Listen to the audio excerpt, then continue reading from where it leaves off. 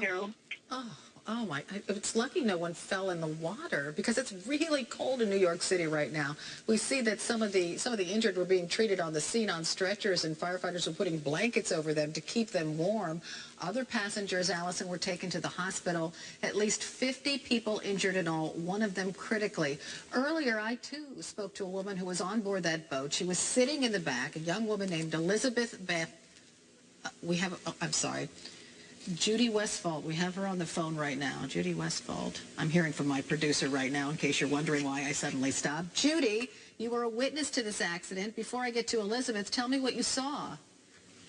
I mean, I didn't see the accident happen. I just saw some of the aftermath when EMS had sort of appeared to have, just gotten there a few minutes before, and they were bringing out a lot of, injured passengers on board, and there was a lot of bleeding heads and just sort of like stunned-looking passengers. The passengers were still coming off of the ferry when I got there.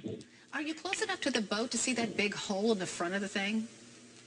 Yeah, one of the passengers that I talked to showed me a picture that he had taken of the front of the boat. I couldn't tell if there was a hole. There was definitely a lot of damage on the front, sort of bottom of the boat. How did that person you were talking to, how did he describe the impact? He just said, it was a huge jolt, a big, huge impact, and that's pretty much how everyone described it. Luckily, the passenger that I talked to, he was still seated.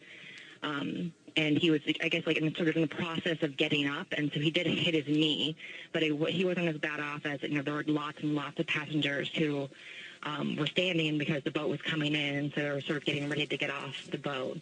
Well, we're looking at some of the pictures you took at the scene from your Facebook page, I think. I think that's it. So this is from Twitter. I apologize, from Twitter.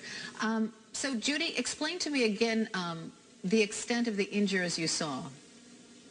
I saw a lot of bleeding heads with sort of the white bandages covering them.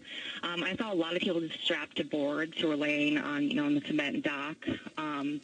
And I couldn't see. Some of them didn't appear to be injured, but obviously there was enough concern about their health, to keep them strapped to their board.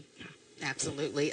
Judy, we appreciate you sharing your story with us this morning. And, just to wrap up again, 50 people injured in this ferry accident, one of them critically. Don't know why that ferry ran into the dock right now, but as you might expect, an investigation is now underway.